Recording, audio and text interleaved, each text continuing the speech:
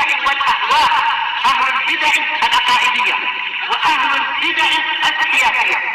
نقول بيننا وبينكم السلف، بيننا وبينكم الكتب، كان فيقول البدع بيننا وبينكم. Bismillahirrahmanirrahim. Kita meneruskan bacaan Bulughul Maram yang ditulis oleh Hafidz Ibnu Hajar Al-Asqalani rahimahullah taala. Pada pertemuan terlibat kita masih di Kitabul Jami'. Ini mengumpulkan di sini 6 bab dan masih di bab Ar-Rahabi min Masawi'il Akhlaq, bab peringatan dari akhlak-akhlak yang jelek. Di antaranya hasad, kedoliman, mencerca muslim, kemudian juga prasangka ataupun don. Walaupun ada juga di situ don ya yang diperbolehkan, sudah kita jelaskan. Ya, sudah kita jelaskan. Untuk orang yang biasa melakukan kemaksiatan, maka boleh seorang berprasangka jelek. Demikian juga akhlak yang jelek itu menipu rakyat dan sebagainya. Berikutnya hadis nomor 1491. Wa an qala rahmatullah wa an Khawlah al-Ansariyah. Dari Khawlah al-Ansariyah. Bukan di sini semua Imam Bukhari. Qala beliau mengatakan, qala Rasulullah, berkata Rasulullah sallallahu alaihi wasallam, inna rijalan yatakhawwaduna fi malillah. Sesungguhnya laki-laki, yakni orang-orang, ada yang itu yatakhawwadun, yakni yatawassaun, berluas-luas di dalam malillah, harta Allah, bi ghairi haq, dengan tidak benar. Dia diberikan oleh Allah Subhanahu wa taala harta, tapi dia mempergunakan tidak dengan benar, berluas-luas, yakni untuk kemaksiatan. Ya, bi ghairi haq, dengan tidak benar. Kalau dengan benar boleh. Bahkan di situ kita ghibthah padanya. La hasada illa bisnain. Tidak boleh hasad kecuali untuk 2 orang. Di antaranya adalah berikan harta, ya, kemudian fasalatahu ala halakatihi.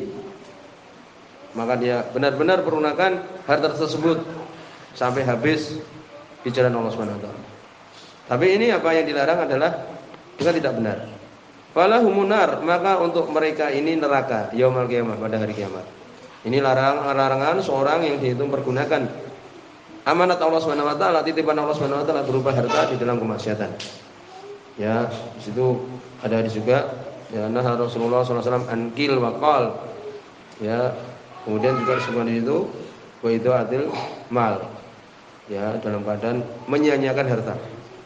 Demikian juga tidak bergeser qadamu insan, kaki seorang itu sampai dia ditanya tentang hartanya itu, dari mana dia dapat dan dari mana dia pergunakan, dari mana harta itu. Dan Nabi juga menyebutkan dalam Sahih Bukhari, disebutkan yaitu akan datang suatu zaman seseorang itu tidak memperhatikan hartanya, ya, am minal halal am minal haram, apakah dari yang halal ataupun yang haram, tidak peduli. Akan datang nanti zaman seperti itu, ya. Dan seorang nanti akan ditanya dari mana harta dia miliki dan untuk apa dia pergunakan. Nah, di sini adalah dalil bahwa seorang muslim hendaknya benar-benar pergunakan harta yang dia miliki di dalam kebaikan. Ayunfiqa malahu, untuk menginfakkan harta yang dia miliki fi ma adinallah, di dalam apa yang Allah Subhanahu wa taala izinkan. Berikutnya hadis nomor 1492. Wa Nabi Dar, dari sahabat Abu Dar Al-Ghifari radhiyallahu anhu, ani Nabi, dari Nabi sallallahu alaihi wasallam, sebagai Imam Muslim, fi ma yarwi an-Rabi, dalam apa yang meriwayatkan dari Allah Subhanahu wa taala. Hadis qudsi. Qala, yakni berkata Allah Subhanahu wa taala, ya ibadi. Di sini disebutkan juga di dalam Arba'in Nawawiyah, ya ibadi, wahai hamba-hambaku, inni haramtu dzulma ala nafsi. Sungguhnya aku mengharamkan kedzaliman atas diriku. Wa ja'altuhu bainakum haraman, dan aku menjadikannya, yakni menjadikan kedzaliman itu di antara kalian sesuatu yang diharamkan. Fala tadzalamu, jangan kalian saling mendolimi. Akhrajahu Muslim. Bahkan oleh Imam Muslim. Sudah lewat pembahasannya. Ya, ittaqul, hati-hati dari dzulm. Ya, kedzaliman itu karena itu dzulumat, kegelapan nanti pada hari kiamat. Yang disebutkan dalam Al-Qur'an, wa ma rabbuka bidzallamil lil abid, dan tidaklah Rabbmu itu, ya, ini tidaklah Allah Subhanahu wa taala dzallam, berbuat kedzaliman kepada hamba. Ini ayatnya menyebutkan bahwa Allah Subhanahu wa taala tidaklah zalim, tidak akan mendolimi hambanya. Sehingga Allah Subhanahu wa taala mengharamkan untuk hamba-hambanya melakukan kedzaliman. Dan dolim itu adalah meletakkan sesuatu tidak pada tempatnya atau sarf fi ghairil milk, mujawazatil had. Ya, definisi yang lain yaitu apa? Mempergunakan sesuatu yang tidak menjadi miliknya. Demikian juga melampaui batas. Nah, ini juga kedoliman. Kedoliman berarti apa? Melampaui batas yang sebenarnya. Demikian juga waqad khaba man hamala dzulma. Dan sungguh kehancuran untuk orang yang melakukan kedoliman, yang membawa kedoliman. Itu sudah lewat pembahasannya. Kemudian berikutnya hadis nomor 1493. An Abi Hurairah, dari Abu Hurairah radhiyallahu anhu, anna Rasulullah, sesungguhnya Rasulullah sallallahu alaihi wasallam qala, beliau mengatakan tentang ghibah. Di sini semua Imam Muslim. Beliau mengatakan, atadruna mal ghibah? Apakah kalian tahu apa itu ghibah? Qalu Allahu wa rasuluhu alam. Mereka mengatakan para sahabat, Allah dan Rasulnya yang lebih mengetahui. Qala, maka Nabi mengatakan, ghibah itu apa ghibah? Ghibah itu adalah dzikruka akhaka bima yakrahu. Penyebutanmu terhadap saudaramu terhadap apa yang dia tidak suka. Ya, demikian. Apa yang dia tidak suka. Jadi menyebutkan keadaan saudaramu yang dia tidak suka untuk disebutkan. Kemudian Rasul mengatakan, kila, dikatakan, afaraita in kana fi akhi ma'kul. Bagaimana pendapatmu wahai Rasulullah apabila pada diri saudaraku apa yang aku katakan memang, ya, umpamanya pelit, umpamanya orang itu pelit, kikir, memang dia kikir, itulah ghibah. Ya, demikian. Qala, Nabi mengatakan, in kana fihi mataqul faqad tabtahu. Jika di dalam dia ini apa yang kamu katakan, maka kamu telah menggibahi dia. Memang dia kikir, kemudian kamu menyebutkan kekikiran dia tanpa keperluan, itulah namanya ghibah. Ya, demikian. Dia itu pemalas, Bapak. Tidak ada kemudian dari yang dikecualikan, yang diperbolehkan, ya. Maka inilah ghibah. Ya, walaupun ada pada diri orang tersebut. Ya, demikian. Atau bahkan disebutkan orang itu umpamanya kurus, umpamanya. Dia enggak suka umpamanya. Maka seperti ini, atau jelek, kurus jelek. Maka seperti ini, kalau memang seperti itu, itulah ghibah. Kemudian dikatakan, wa illam yakun bihi, apabila tidak pada diri saudaramu itu, faqad bahatahu. Ya, bahatahu, maka engkau telah berdusta atasnya. Berarti kamu telah melakukan kebohongan. Dia tidak seperti itu, kamu katakan seperti itu. Demikian.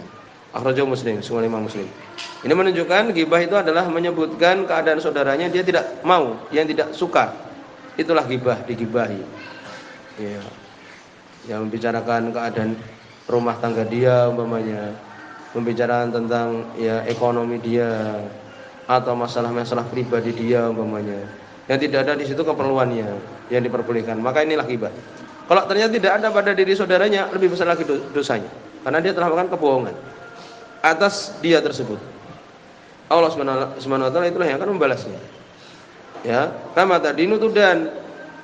Ya, walaupun di sini dhaif, saya mengatakan maknanya benar. Ya, dan di Al-Qur'an juga menyebutkan makna seperti itu juga. Sebagaimana kamu berbuat, kamu akan dibalas. Ya, demikian. Kalau kamu berbuat seperti itu, nanti kamu akan dibalas seperti itu juga.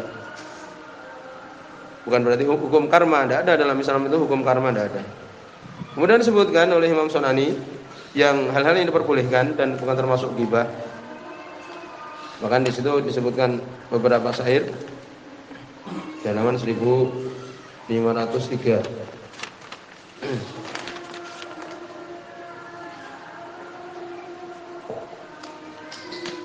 Disebutkan di sini beberapa syair, adzamu laysa bigibatin fi sitatin mutadallim wa mu'arrifin wa muhaddirin wal mudhir fisqan wa mustaftin wa man talaba li'ana fi salatil munkari. Ini celaan yang tidak itu ghibah. Ya, mencela seorang yang itu tidak ghibah, itu di dalam 6 perkara. Itu apa? Tadallum. Tadallum itu apa? Seorang yang didolimi, kemudian mengatakan, ya, orang yang dolimi, fulan dolamani. Orang ini mendolimi aku, mengambil hartaku. Ya. Orang ini adalah dolim. Dan ini adalah mengeluhnya kepada siapa? Man lahu qudrah. orang yang punya kemampuan untuk menyingkirkan kesulitan dia. Paham? Jadi menyampaikan kedoliman seorang kepada siapa? Orang yang bisa menghilangkan kedoliman tersebut. Itu yang pertama. Tapi kalau pada orang yang tidak mampu, tidak perlu, itu namanya ghibah. Ya, adapun dalil sudah pernah lewat permasalahan ini. Kemudian yang kedua adalah isti'anah ala taghyir munkar. Minta tolong untuk dirubah kemungkaran. Boleh. Fulan melakukan ini dan itu, rubahlah dia. Ya, umpamanya dia orang tuanya, umpamanya demikian. Asal yang ketiga istifta, minta fatwa. Ya. Atau umpamanya pernikahan orang ini bagaimana? Dia minta kepada seorang petunjuk bagaimana orang ini demikian boleh. Ya, tapi kalau ada keperluan. Kemudian yang keempat at-tahdzirul muslimin minal ikhtirar. Ya. Memperingatkan kaum muslimin dari tertipu seperti mencela para rawi, ya, para saksi dan sebagainya. Ya. Kemudian yang kelima dzikru man jahara bil fisq wal bid'ah, menyebutkan orang yang menampakkan ya kemaksiatan, kefasikan dan kebid'ahan. Ya, demikian. Kemudian yang keenam adalah at-ta'rif bisakhs, pengenalan untuk seorang dengan syarat orang itu tidak merasa marah, seperti namanya akwar, ya buta, ataupun rabun, amas, atau pincang dan semisalnya. Tapi untuk dia meridhoi orang yang disebutkan itu. Ya, demikian. Berikutnya hadis nomor 1494. Wa anhu, yakni masih dari Abu Hurairah radhiyallahu anhu. Hadis ini disebutkan juga oleh Imam Nawawi di Arba'in Nawawiyah.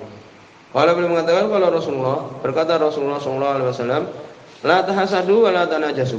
Ini sering kita sebutkan penjelasannya. Jangan kalian saling hasad. Wala tanajasu. Jangan kalian saling melakukan najis. Najis itu menjual tidak ingin membeli. Ya, itu kan kadang di pasar ada orang menjual barang, kemudian dia mempunyai teman-teman yang ingin menipu orang pembeli. Temannya itu mengatakan aku beli 1.000, lagi nambah yang lain ya 1 juta, yang lain bilang aku 1.100.000, padahal itu tidak ingin membeli, cuma ingin menipu orang-orang yang lain. Maka pembeli yang tertipu itu akan menawar, oh aku berani 1.200.000, ternyata itu bohong saja. Nah, ini najis. Wala tabaghadu, jangan saling membenci. Wala tadabaru, jangan saling menampakkan dubur, ini pantat saling membelakangi, tidak mau bertemu dan itu ya tanpa alasan yang benar. Wala yabi' ba'dukum ala bai', jangan menjual salah seorang kalian atas jual beli saudaranya. Ini sudah dijual, ya sudah laku, ternyata dijual lagi karena ada yang menawar lebih tinggi. Tidak boleh seperti itu. Kalau sudah terjual. Ya, demikian. Wa kunu ibadallahi ikhwanan. Jadilah kalian hamba-hamba Allah yang bersaudara. Ini semua ya tahasadu, tanajasu, tabaghadu, itu hal-hal yang jelek. Kemudian Nabi mengatakan jadilah kalian hamba-hamba Allah yang bersaudara. Al muslim akhul muslim, seorang muslim saudara muslim yang lain. La yadrimuhu, tidak boleh mendoliminya. Wala yakhdhuluhu, tidak boleh menelantarkannya, menyerahkan ke musuh. Ya. Wala yahqiruhu, tidak boleh mengejeknya, menghinanya. At-taqwa hahuna, ketakwaan di sini. Wa yushiru ila sadri, beliau mengisyaratkan ke dadanya. Jadi takwa itu di dada. Takwa itu di hati.